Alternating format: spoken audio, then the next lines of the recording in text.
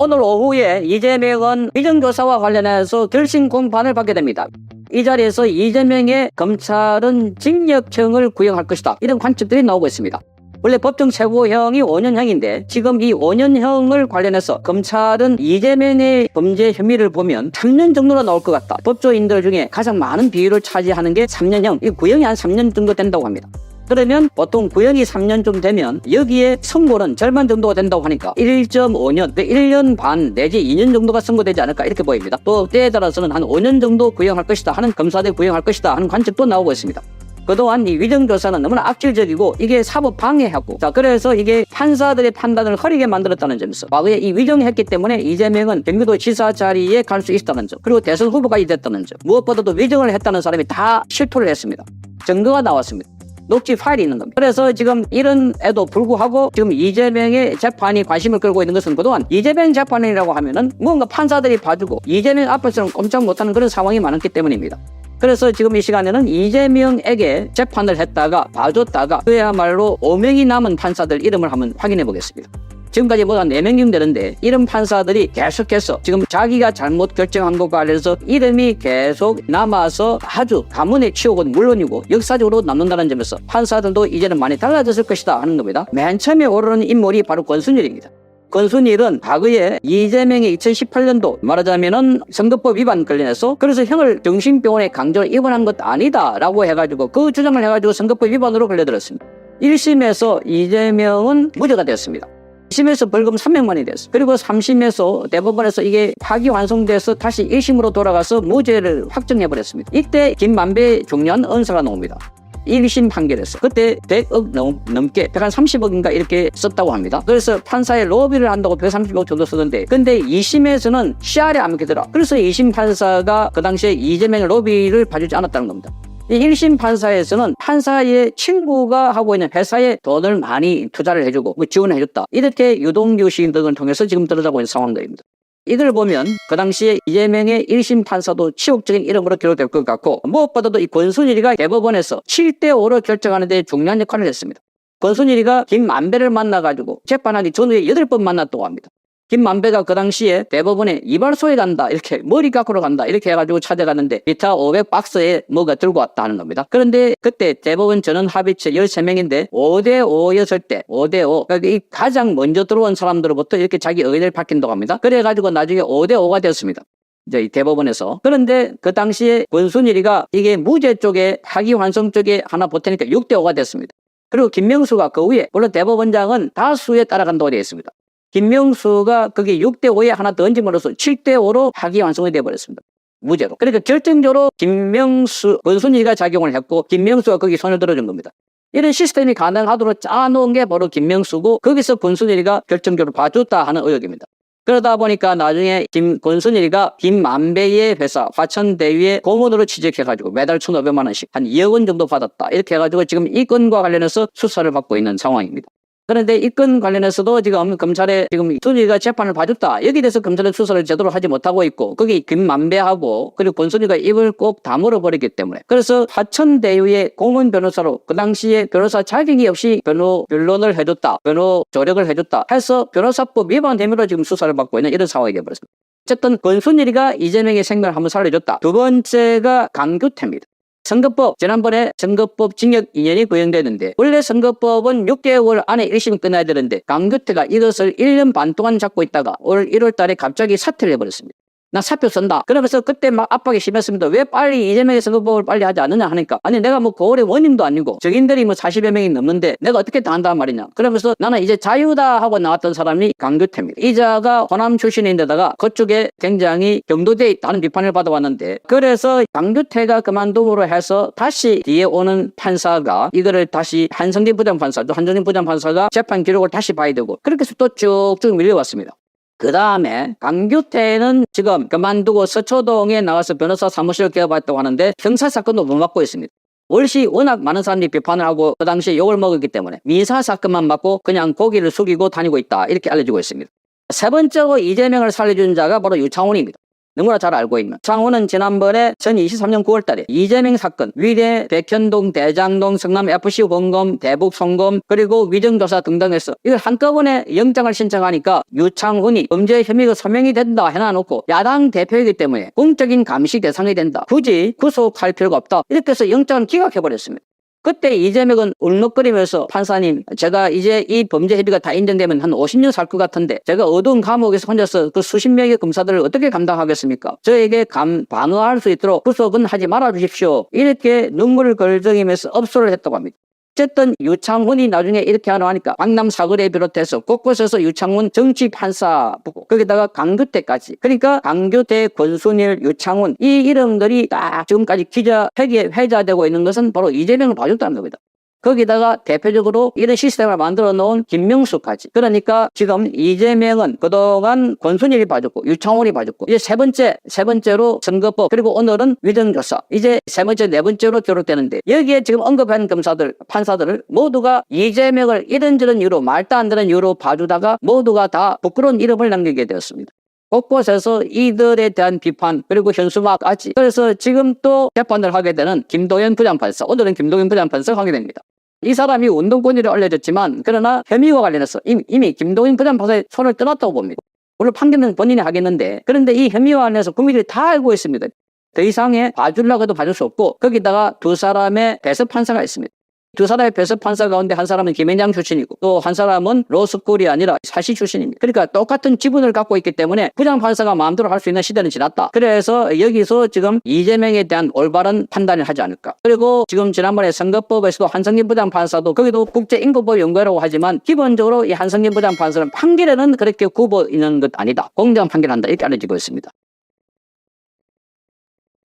오늘 이재명 민주당 대표가 페이스북에다가 이런 글을 올렸습니다. 쌍방울 대북 송금 의혹과 관련해서 이화영 전 경기도 평화부지사가 검찰의 압박으로 거짓 진술을 했다는 녹취록이 오마이뉴스에 보도가 되니까 그 부분에 관해서 야당 말살을 위한 친위 쿠데타 시도다 이렇게 얘기를 했고, 검찰이 적나라한 대북 송금 사건 조작의 실상이다 이렇게 얘기를 했고, 총칼 든 군인이 영장 든 검사로 바뀌었을 뿐 독재 국가로 회귀했다 이렇게 얘기했습니다. 그럼 도대체 오마이뉴스에 나온 보도가 뭐길래 이재명 대표가 이렇게 흥분한 채 이런 대여 공세를 벌이고 있는가? 그래서 그 보도를 찾아보면 이런 내용입니다. 작년 7월 12일에 이화영 전 부지사가 김형태 변호사라고 있었죠. 이 사람하고 40분간 변호인 접견을 했다고 합니다. 여기서 나온 얘기의 요지는 검찰과 김성태의 회유와 압박에 의해서 허위 자백했다. 이런 요지입니다. 요지가. 그러면 오마이뉴스가 문제지. 오마이뉴스는 이제 이를 근거로 해서 결국 검찰이 자기들 검사 또는 김성태 전 쌍방울그룹 회장을 중간에 매개로 해서 이화영 전 부지사로 하여금 허위 자백을 하도록 했다 하는 걸 이제 계속 지금 보도를 하고, 민주당은 여기에 또 이재명 대표도 여기에 이제 가세해서 대여 공세, 검찰이 조작 이런 부분을 지금 거론하고 있는 거죠. 아마 이거 꽤 오래 갈 겁니다. 그러면서 이제 드는 여러 가지의 논리적 근거 이런 것들이 있습니다. 전혀 없는 걸 주장하는 건 아닙니다. 7월 12일 날 이게 녹취록과 녹음 파일이 다 있다고 하는 얘기니까 그게 조작돼 있을 가능성? 저는 그건 없다고 봅니다. 왜냐면 그렇게 되면 이거는 완전 무슨 이제 조작이라는 걸로 오히려 역공을 취할 수가 있기 때문에, 왜냐면 검찰은 알고 있거든요. 7월 12일 구치소에서 변호인 접견이 있었으면 그때는 변호인 접견을 녹음할 때입니다. 그러니까 검찰은 그 내용이 뭔지 알죠. 그러니까 만약에 이게 거짓이다 그러면 그거는 오마이뉴스도 크게 책임져야 할 문제다라는 관점에서 저는 그거는 사실일 거라고 봅니다. 오마이뉴스가 입수했다는 거는. 그럼 여기에서 이제 객관적인 팩트로 보면 이런 겁니다. 이화영이 자백한 거는 6월 9일부터 작년 6월 30일까지입니다. 이재명 대표가 대북 송금에 관여를 했고, 그 다음에 자기가 이재명 당시 경기도지사한테 보고를 했다. 이거는 팩트입니다. 움직일 수 없는 걸. 아니, 이 진술을 했다는 거는 팩트다는 거죠. 6월 9일부터 6월 30일. 그러니까 6월 30일에 진술이 끝난 겁니다. 그 다음에 7월 11일에 김성태 전 회장이 법정에서 진술을 합니다. 이재명을 위해서 대북 송금을 했다. 첫 번째가 경기도 스마트팜 사업비를 대납했다. 500만 불. 그 다음에 이재명 방북을 위한 비용을 북한에 줬다. 300만 불. 이 경위를 상세하게 법정에서 진술합니다. 그게 7월 11일입니다. 이것도 팩트입니다. 그 다음에 다음날 바로 오마이뉴스가 보도한 것처럼 김형태 변호사하고 얘기해서 거기서 내가 이렇게 허위 자백을 했습니다 라고 얘기한 것도 사실로 보입니다. 녹음과 녹취 파일이 있다고 하니까. 그런데 바로 또 그 다음날 7월 13일에 당시 지금 원내대표지만 당시에 민주당 최고위원인 박찬대 의원이 이화영의 30년 직인이라는 이우인 위원장을 만났고 그 자리에서 이화영 부인하고 통화도 하고 이게 이제 회유냐 아니냐 이런 논란에 휩싸였었죠. 조사받으라고 그러니까 조사 안 받았습니다. 검찰이. 이 사실 그게 회유인지 아닌지는 모르지만 적어도 7월 13일에 박찬대 최고위원이라는 사람이 이화영의 30년 지기를 만난 거는 사실 그건 팩트다. 그리고 또 하나의 팩트는 법정에서 이루어진 7월 25일에 이화영의 부인이 변호사를 교체하려고 합니다. 자기 남편 변호사를. 그러니까 이화영이 반대를 하죠. 그러니까 부인이 당신 정신 차려라 라고 법정에서 부부싸움을 했다. 이거 사실입니다. 그러니까 이 교체하려고 했던 변호사가 바로 김영태입니다. 여기 7월 12일에 만났다는. 그 다음에 8월 8일에 그 김영태 변호사가 법정에서 검찰이 이화영을 회유하고 압박했다 이렇게 주장하면서 다투려고 했는데 피고인인 이화영이 그걸 만류했습니다. 그러면 앞뒤가 안 맞죠? 7월 12일에 김영태하고 만나는 과정에서 검찰이 회유 압박을 했다라고 털어놓은 사람이 한 달쯤 뒤에 그런 얘기를 변호인이 법정에서 하려고 하니까 하지 마라. 앞뒤가 안 맞죠? 이렇게 보면 7월 오마이뉴스가 보도한 7월 12일 김영태 변호사의 접견록이라고 하는 것이 도대체 어디까지 사실이냐. 이런 걸 이제 우리가 분석해 볼 필요가 있다는 겁니다. 왜냐면 이런 것들을 알아야 그거 아마 오랫동안 또 이재명 대표가 이제 우려먹으려고 할 겁니다. 당장 이화영 변호인은 지금 대북송금 이화영 2심 재판이 진행되고 있죠. 그 재판부에 이런 내용을 담아서 의견서를 냈습니다. 그 의견서의 요지가 이런 겁니다. 검찰의 압박 속에서 양심의 가책을 느낀 이화영 피고인이 신뢰할 수 있었던 김영태 변호사를 만나서 심정을 토로한 것이다. 가장 진실에 가깝다. 이렇게 주장을 합니다. 2심 재판부한. 2심 재판부가 뭐라고 그럴까요? 아까 제가 말씀드렸듯이 이화영 변호인이 지금 주장하고 있다는 이화영 접견 녹취록, 녹음 파일. 이 주장이 사실이면 7월 25일에 이화영 부인이 김영태 변호사로 변호인을 교체하려고 했던 그거를 이화영 피고인이 반대했던 것. 그 다음에 8월 8일에 김영태가 검찰의 회유 압박을 받았다는 얘기를 폭로해가면서 법정에서 다투려고 했던 부분을 이화영이 만류한 점. 이게 설명이 안 됩니다. 그쵸? 7월 12일에 이화영이 김영태한테 그렇게 얘기를 했다면 7월 25일 김영태로 변호사를 교체하겠다는 자기 부인의 말도 오케이를 했어야 되고 그 다음에 8월 8일 법정에서 김영태가 검찰 회유 압박을 받았다면서 폭로하고 이걸 다투려고 했을 때 다투주세요 라고 했어야 됩니다. 근데 반대의 일이 벌어졌습니다. 이거는 상충하는 거지 일맥상통한 게 아닙니다. 이거만 보면 7월 12일에 김영태한테 회유 압박을 얘기했다는 사람이 왜 그걸 다투겠다는 김영태를 말렸을까? 여기에 실체가 있는 거라고 봅니다. 두 개는 양립할 수 없습니다. 그러면 이화영 피고인이 그 당시에 왔다 갔다 한 건가? 아니면 더블 플레이를 했나? 더블 플레이 가능성이 더 많다고 저는 봅니다. 무슨 얘기냐면 이화영이 김영태 변호사라는 사람이 누구인지 잘 압니다. 본인이. 이재명 대표를 위해서 지금 본인 변호사, 본인한테 붙어있는 변호사일 개연성이 훨씬 높다고 보는 거죠. 오히려 이화영 피고인은 김영태 변호사가 아닌 다른 사람을 변호사로 쓰고 있었습니다. 그거를 이화영 부인은 김영태로 바꾸려고 했던 거고. 근데 그걸 이화영이 반대했던 거죠. 7월 25일까지는. 그렇게 보면 이화영은 검찰의 조사를 받아가면서 검찰한테 잘 보여서 본인의 형량을 좀 깎겠다라는 생각을 한편으로는 갖고 있고 또 한편으로는 이재명 대표 측에 얘기를 해서 민주당의 도움을 좀 받아야 되겠다는 생각도 함께 가지고 있었던 것. 그러니까 어떤 때는 검찰한테 자백을 했다가 어떤 때는 김영태 변호사한테 이거 회유당한 거야. 요 두 가지를 같이 얘기를 하고 있어. 본인 생각도 왔다 갔다 했던 것으로 이렇게 이해가 됩니다. 그러면 본인 생각이 정확하게 50대 50이었느냐? 전 그건 아니라고 봅니다. 왜 아닌가? 자, 왜 아닌가? 이 부분은 굉장히 중요한 부분인데 그거는 올해 4월 총선이 끝난 뒤에요. 민주당 의원들이 이화영 피고인을 만났을 때 이화영 피고인이 대속 얘기를 했어요. 대신 속죄한다는 뜻입니다. 누구를 위해서? 이재명을 위해서. 이재명 경기도지사를 위해서 평화부지사였던 자기 시인이 대신 혀를 살고 있다는 거를 민주당 의원들한테 얘기를 하는 거.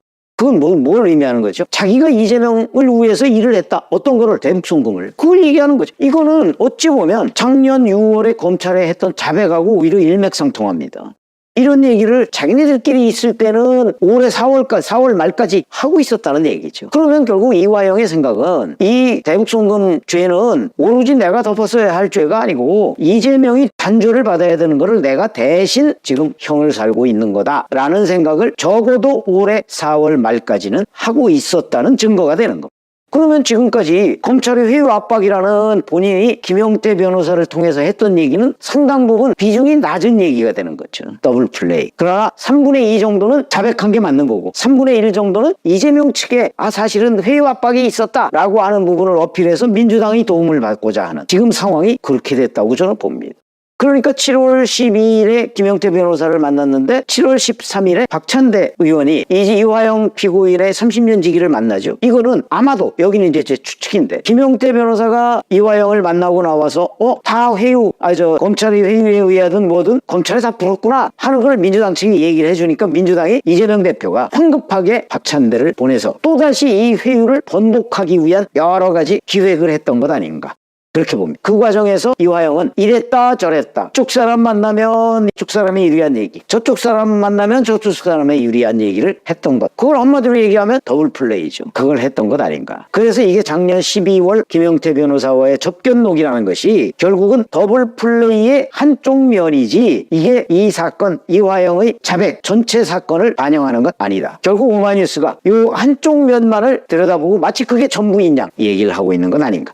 그게 바로 김형태 접견록의 실체다. 저는 그렇게 봅니다. 그렇게 이해하고 있습니다. 왜냐하면 상식적으로 보더라도 아니 경기도의 부지사가 도지사를 위해서 그것도 경기도 사업이 잘 안 되니까 그걸 쌍방울 그룹을 불러들여서 도지사를 위해서 일을 했는데 도지사한테 보고도 안 했다. 얘기가 안 되죠. 그리고 이미 2018년 7월에 경기도지사 되자마자 이재명 도지사가 곧바로 다 보고해라 이렇게 지시를 한 문서도 있거든요. 보고했겠죠. 상식적으로 봐도 이화영이 보고했다는 건 맞는 얘기고 검찰에 그렇게 또 진술을 했었고 근데 그 이후에 뒤집고 그 뒤집는 과정이 김용태 변호사와의 접견록이 거의 출발점이다. 이렇게 보시면 된다. 그게 오히려 아주 객관적 상황에 가까운 것 아닌가. 저는 그렇게 봅니다. 앞으로 이재명 대표와 이른바 친민주당 매체 오마이뉴스 등 친민주당 매체는 오마이뉴스 보도를 토대로 해서